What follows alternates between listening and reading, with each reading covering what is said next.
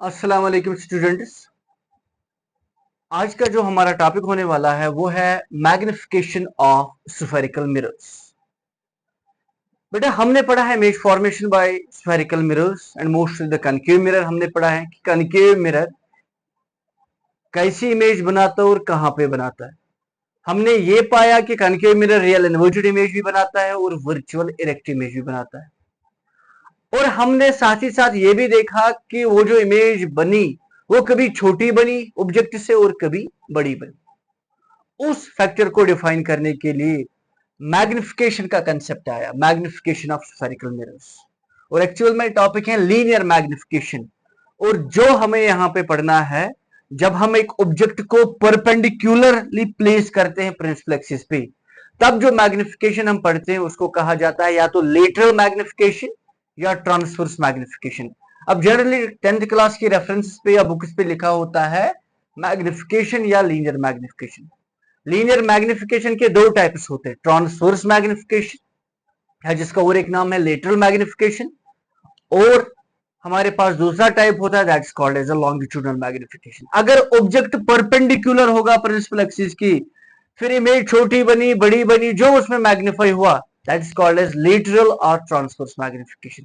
लेकिन अगर ऑब्जेक्ट को अलोंग द प्रिंसिपल एक्सिस रखा गया, पैरेलल टू प्रिंसिपल एक्सिस रखा गया उस पे, तब जो मैग्निफिकेशन हम पढ़ते हैं that's called as what, longitudinal magnification.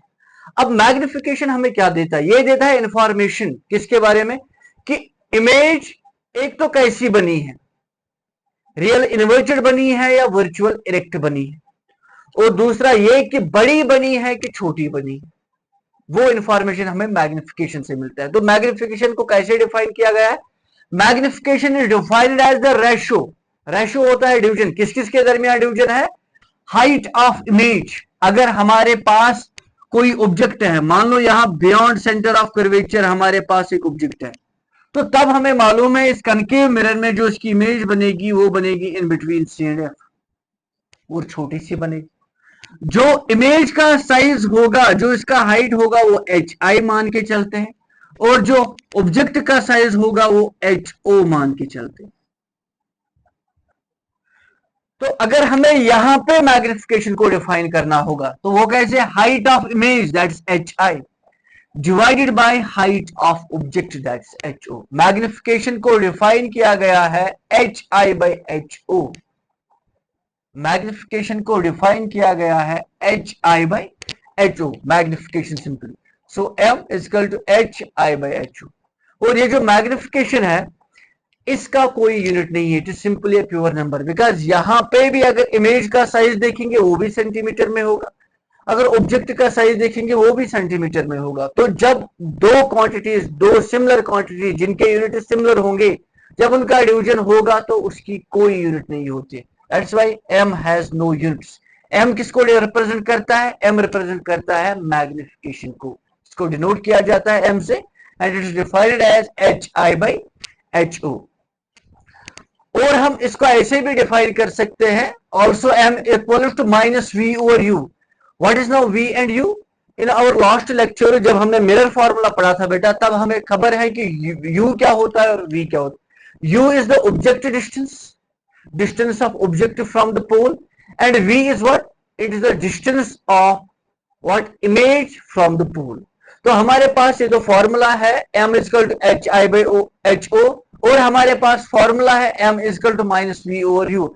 अगर हम इन दोनों को कंबाइन करेंगे तो हमारे पास फिर फॉर्मूला आएगा H I by H O minus V over U. ये हमारे पास फॉर्मूला है।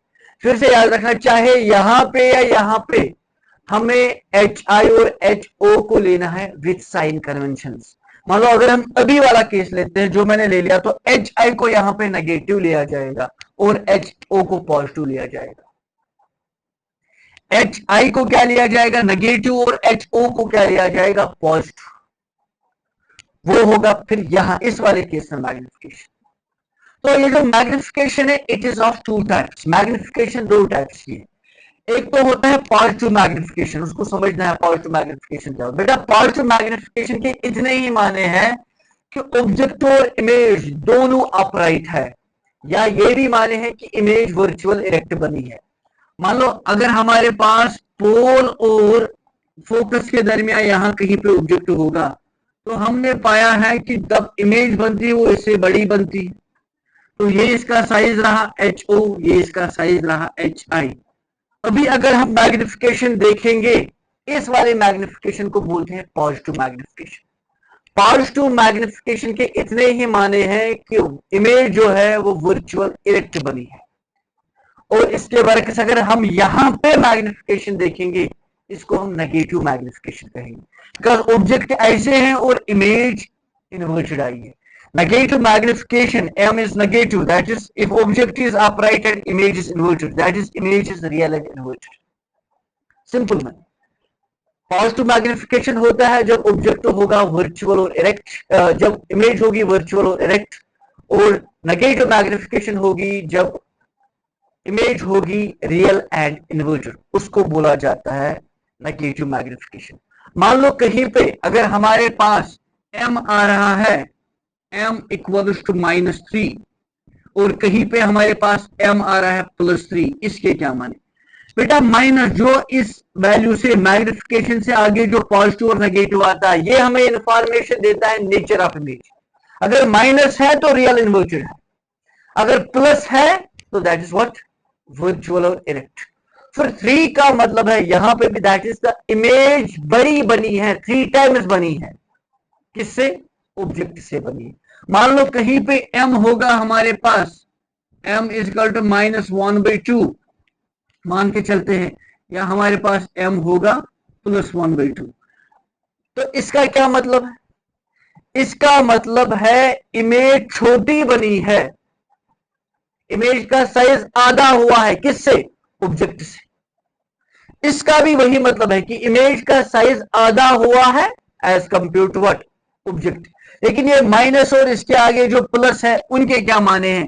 बेटे माइनस के माने है कि यहां पे इमेज बनी है what, real inverted, real and inverted. और यहां पे क्या बना है? वर्चुअल और इरेक्ट। सिंपली पॉजिटिव का मतलब है वर्चुअल इरेक्ट और नेगेटिव का मतलब है रियल इन्वर्टेड। अब अगर हमारे पास बेटा ऐसा होगा magnitude of M, magnitude of M greater than 1, magnitude of M less than 1, and magnitude of M equals to 1। बेटा अगर हम पहले ये ले लेंगे magnitude of M equals to 1, इसके इतने ही माने हैं कि ऑब्जेक्ट और इमेज का साइज बराबर है जब मैग्नीट्यूड की बात होगी, मैग्नीट्यूड की बात। इसका मतलब है जितना ऑब्जेक्ट का साइज होगा उतना इमेज का साइज होगा। अब अगर कहीं पे ऐसा लिखा होगा M इक्वल टू +1, जैसे प्लेन मिरर में होता है, जितना ऑब्जेक्ट का साइज है उतना इमेज का साइज। अब अगर होगा कहीं पे बेटा M इक्वल टू -1, इसका क्या मतलब है? ऑब्जेक्ट और इमेज का साइज आपस में बराबर है, लेकिन जो इमेज बनी है वो रियल इन्वर्टेड बनी है। ऑब्जेक्ट और इमेज का साइज यहां पे भी बराबर है, यहां पे भी बराबर है, लेकिन यहां पे इमेज वर्चुअल इरेक्ट बनी है, यहां पे इमेज रियल इन्वर्टेड बनी है, ये आपको याद रखना है। और magnitude of M greater than 1 और magnitude of M less than 1 के क्या माने? बेटा इसका बस इतना ही माने है कि इमेज बड़ी बनी है। M greater than 1, magnitude of M greater than 1 का इतना ही माने है कि इमेज बड़ी बनी है, किससे? ऑब्जेक्ट से। फिर वो पॉजिटिव भी हो सकता है, वो नेगेटिव मैग्निफिकेशन भी हो सकता है, वो पॉजिटिव मैग्निफिकेशन भी हो सकता है, वो नेगेटिव मैग्निफिकेशन भी हो सकता है। और इसका इतना ही माने है कि इमेज छोटी बनी है, किससे? ऑब्जेक्ट से। फिर वो पॉजिटिव मैग्निफिकेशन भी हो सकता है, that is virtual and direct. फिर वो नेगेटिव मैग्निफिकेशन भी हो सकता है, real and inverted. M greater than 1 का ये कतई भी माने नहीं है कि इमेज क्या, M ग्रेटर देन 1 का कतई भी ये माने नहीं है कि image that is the positive magnification. Positive magnification इसके माने नहीं, इसका बस इतना ही माने है कि ऑब्जेक्ट बड़ा, इमेज बड़ी बनी है as compare to the image, as compare to object, image बड़ी बनी है एज कंपेयर टू ऑब्जेक्ट। और इसका क्या माने है कि इमेज छोटी बनी है एज कंपेयर टू ऑब्जेक्ट। इसका कोई लेना देना नहीं है पॉजिटिव और नेगेटिव के साथ, इसका कोई लेना देना नहीं है पॉजिटिव और negative. It can be positive, it can be negative, it can be positive, it can be negative, ये दोनों होंगे।